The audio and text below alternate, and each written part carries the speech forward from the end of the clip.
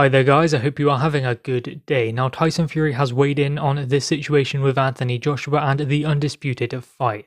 This is what he had to say. There's a lot going on behind the scenes that can scupper a fight. Nothing's actually on until you're in the ring. We're nowhere near that at the moment. Do I think the fight will eventually happen? Yes. Do I think it's imminent? No. So there we go, that is what Tyson Fury has explained about this undisputed fight. Now, this is crazy, right? Because we were told that they were about to sign contracts, everything was sorted, everything was in place. Now all of a sudden it's not? I mean, Anthony Joshua has came out with news himself. It's easy to take things from Eddie Hearn, Bob Arum, and think that okay, it's on, it's close, it's 95% done, we're ready to sign. But when Anthony Joshua says the fight is close and big news is coming soon, that is when you can start getting excited. The rest can be considered as just a speculation from promoters, but when AJ says it, that's when you start to think, okay, things are moving in the right direction. And then Tyson Fury explains that they are no further along. Previously, that is what he has said. Now he's saying that it's not even imminent.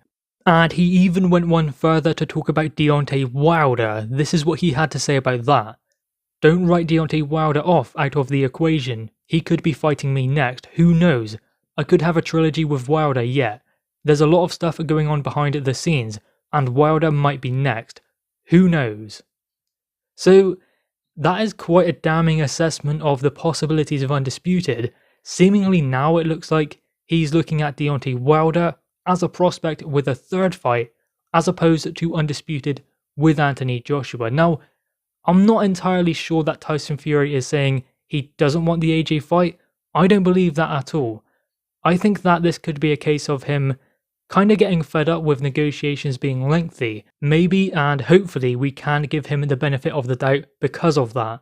And I mean, talking about Deontay Wilder, he explained that he never wanted to share the ring with him once again because of what he said about him following the fight or the rematch on February 22nd, 2020, all of the conspiracy theories. So therefore, he wouldn't give Wilder that opportunity. We were also told that the contract had expired, so therefore he was not then obligated to go and face Deontay Wilder. He could face whomever he wanted, and the number one choice was obviously going to be Anthony Joshua. Now, considering that was sorted and the WBO situation was also sorted with Alexander Usyk, you would have to believe things were moving in the right direction.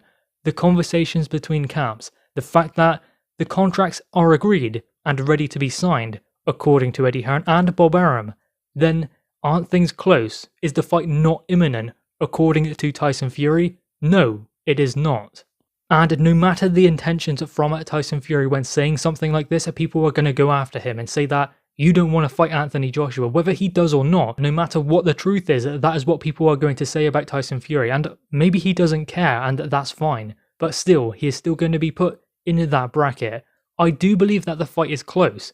It must be, right? I mean, we even know that, as I said before, because of the WBO situation and because of the Wilder situation as well.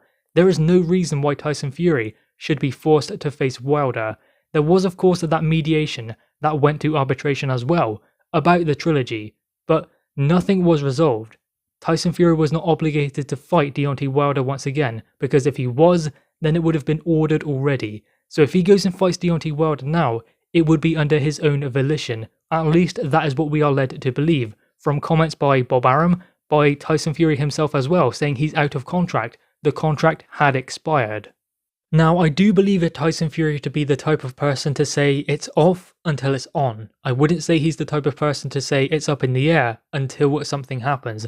AJ is more like that, but Tyson Fury is more likely to say, no, the fight isn't happening. As far as I know, it's not happening because the deal hasn't been signed, the date hasn't been announced, and the arena, place where it will be, hasn't been confirmed, so therefore there is no fight. I believe that that could be what Tyson Fury is getting at. He does believe the fight will still happen, so until we know facts and possibilities of a third Wilder fight, we cannot conclude anything other than the fact that Tyson Fury is looking at it from a different perspective to say Anthony Joshua. Like, he believes that the fight is not on at the moment because it's not. That contract that Bob Arum and Eddie Hearn were talking about clearly hasn't been signed just yet, which could be a cause for concern considering they spoke about that last week. So if the deal hasn't been signed, then the question is why not? One other situation that is ongoing is Joe Joyce versus Alexander Usyk.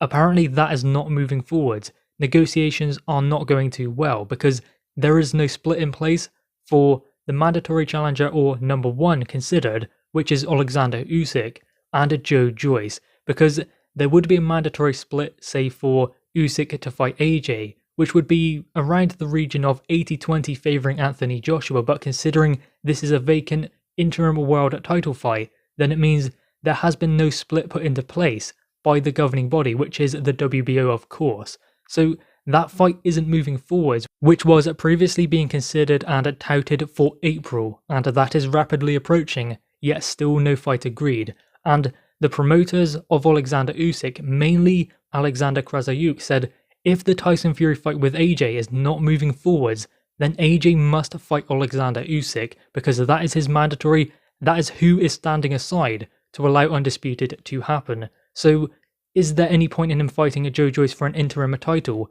if AJ does not get the Tyson Fury fight, and therefore there is no reason for AJ to have an exception from his mandatory challenger? All I will say about this Undisputed fight is it seems to go from one extreme to another. 1 minute it's extremely hopeful, the next minute it doesn't seem to be so hopeful. I mean, all it takes is for someone like Anthony Joshua to say things are moving forwards, then everyone gets excited. Eddie Hearn says things as well, Bob Arum also, and even Frank Warren. But then, say Tyson Fury or maybe someone else explains the fight is not as close as others are saying, then things seem different. I mean, we do have to remain optimistic that this fight is still going to take place, but it seems there are certain things going on behind the scenes, especially with regards to perhaps a trilogy fight with Deontay Wilder that still remain unresolved on the part of Tyson Fury. Maybe we will get more clarity as to this situation going forwards, but at the moment, it seems like Tyson Fury doesn't seem to know his position with regards to the Undisputed fight and a possibility of still fighting Deontay Wilder, something of which we were led to previously believe that was put to bed and no longer was an issue and could get in the way of this Undisputed fight. Perhaps there is still a case for Wilder to put forward to make that fight between him and Fury. I guess only time will tell, because as we know, contracts were closer to being signed, everything was put into place, all agreed. All it took was for them to sign. If that has not happened yet, the big question is why? Are there implications behind the scenes, namely a Deontay Wilder situation that remains unresolved that could prevent this Undisputed fight? Guys, anyway, what are your thoughts on this? Make sure you leave your thoughts in the comments below, leave a thumbs up, and subscribe if you are new. Thanks guys.